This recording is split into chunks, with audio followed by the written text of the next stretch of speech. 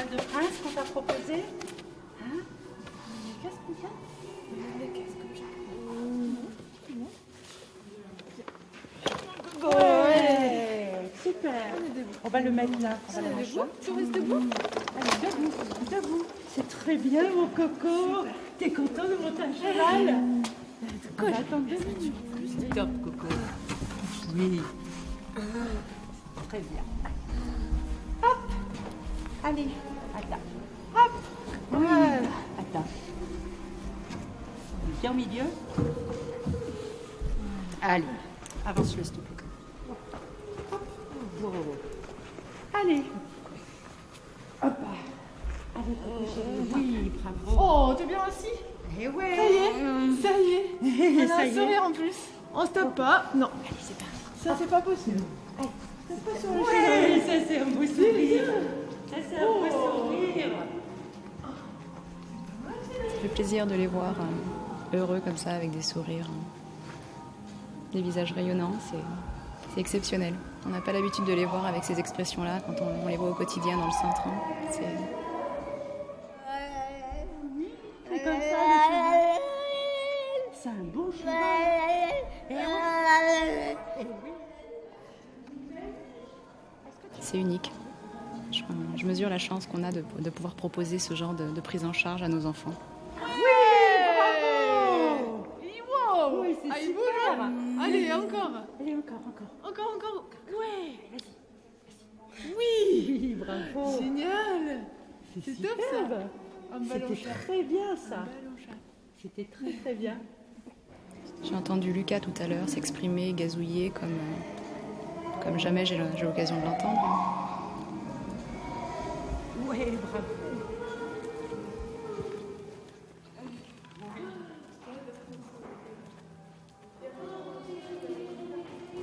On peut être amené à penser que pour ces enfants, il n'y a rien à faire. Ils sont comme ça, ils ont des troubles du comportement et il n'y a rien à faire. Et quand on arrive ici, eh bien, on constate l'inverse. Et oui, un enfant qui a des troubles du comportement, il peut y avoir des solutions pour l'aider à sortir de ces troubles. Et c'est vrai que c'est magique.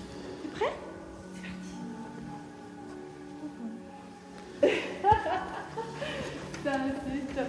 Oh! Vas-y, ouais! Encore? Boum! C'est beau comment il bouge, hein? Dans l'association, les professionnels se battent pas, mais presque pour venir Ben, c'est bien, pour c'est accompagner bien. les enfants. Ça change tout dans l'établissement. Ouais, donc Même ça, quand les équipes rentrent avec les enfants sont de ces ravis. séances. Mais c'est tout l'établissement qui en profite. Il suffit d'écouter les professionnels qui reviennent pour parler de ces expériences. Et tout le monde est sur un petit nuage, un autre monde. Alors il reste à convaincre ceux qui maintenant ont besoin aussi de voir pour comprendre. Ben oui, bien sûr. Et pour y croire aussi.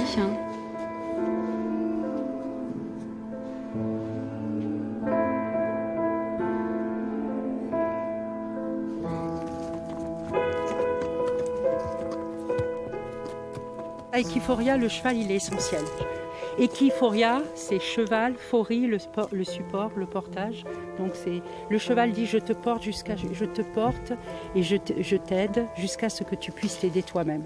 Donc ici on travaille le gain d'autonomie et donc à partir d'une personne handicapée, quand on met cette personne sur un cheval, le cheval imite la marche humaine. Donc cette personne qui est peut-être en fauteuil tout le temps, elle se retrouve en train de marcher correctement. Et en plus de ça, en fauteuil, elle regarde les gens comme ça, alors que là, elle regarde les gens comme ça. Donc elle a une posture différente, elle se met à marcher. Et une fois qu'ils ont ressenti cette puissance et cette force et cette sensation, c'est presque addictif. Ils ont envie de revenir et ils ont envie d'en faire plus.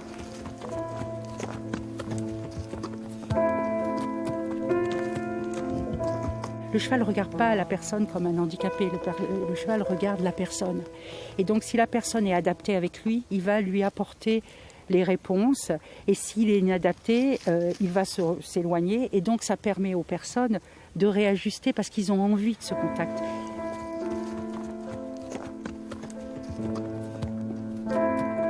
parce que c'est un travail très très compliqué pour ce cheval. Il ne faut pas juste un cheval sympa, gentil, calme. Non, pas du tout. Il faut un cheval qui a une grande personnalité, qui a un grand cœur et qui a une grande joie de vivre. Donc on ne veut pas des chevaux amorphes, on ne veut pas des chevaux dégoûtés de la vie, on ne veut pas des chevaux qui ont eu une certaine maltraitance et qui sont en souffrance. On ne les veut pas, cela parce qu'on ne peut pas demander à un cheval en souffrance d'aider une personne en souffrance, c'est trop. Hein. Alors il faut donc un cheval qui est bien dans sa tête déjà, qui a envie d'être au service de l'humain, mais ça c'est pas toujours gagné.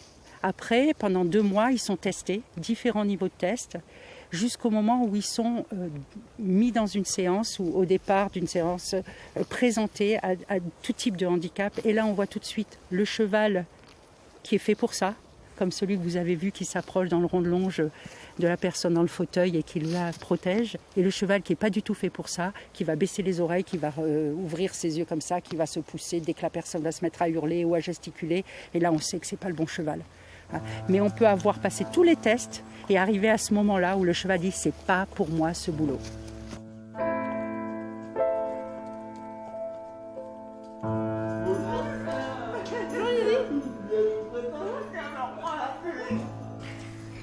Tu vas bien? Allez, vas-y. Tu vas aller voir ton cheval? Salut Lydie.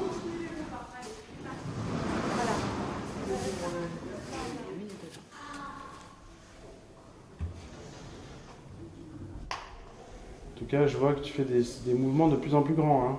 Eh ben, tu crois quoi? Tu crois que il m'occupe pas bien de mon Navarro, quoi? Ah non, très bien. Eh, tu le vois, là, il est très content. il dort. Il va dormir. Tu vas voir. À part que je fasse ça, il va dormir. Ah, tu lui fais un massage? Eh oui. On travaille presque exclusivement avec des établissements médico-sociaux qui sont aussi nos partenaires. Et donc, de ce fait, on rentre dans l'économie sociale et solidaire parce qu'eux-mêmes y sont. D'ailleurs, ça nous a amené à faire en sorte que les établissements dont on accueille les résidents ici pour la thérapie soient associés au projet depuis l'origine. Donc ça, c'est vraiment une des caractéristiques fortes du modèle d'Equiforia, c'est que les bénéficiaires, par l'intermédiaire des établissements qui s'occupent d'eux, sont dans la gouvernance du modèle. En fait, notre modèle est basé sur un modèle dans lequel on vend une prestation. Et il faut que la qualité de cette prestation soit à la hauteur de la valeur des montants dont on a besoin pour couvrir nos frais. Et ce qui implique aussi qu'on ne vit pas de subventions. On n'a aucune aide récurrente de l'État, des collectivités territoriales, etc. Travailler en se disant qu'on va vivre grâce aux subventions, c'est se mettre en danger parce qu'effectivement, d'une année sur l'autre, les subventions peuvent être remises en cause. Donc on ne peut pas être dans un modèle comme ça et avoir une vision de long terme. Or, nous, nos prises en charge même thérapeutiques et ce qu'on vise, c'est vraiment du long terme, c'est-à-dire la possibilité pour les personnes de savoir qu'à tout moment, ils peuvent compter sur Equiforia, qu'ils peuvent compter sur la thérapie qu'on propose. Il faut absolument que ce modèle puisse perdurer au-delà même de notre présence à nous dans la coopérative. C'est ça qui est important aussi de dire, c'est que l'essence même du travail à Equiforia, c'est le gain d'autonomie. Nous aussi. Notre organisation, c'est graduellement d'être autonome dans notre organisation. Pour moi, je suis très impressionné par ce qui se passe dans l'économie sociale parce que justement, il y a toute cette imagination pour arriver à trouver des solutions dans lesquelles c'est l'individu qui prime sur l'État et on n'attend pas de l'autre de répondre à ces difficultés. On les prend en charge soi-même et on les résout soi-même. C'est vraiment ça pour moi. Tout en ne faisant pas de misérabilisme, parce que vous avez vu le dispositif qu'on a mis en place, c'est superbe, c'est jamais assez beau pour nos patients. Donc c'est de vraiment leur donner le top du top avec d'autres moyens.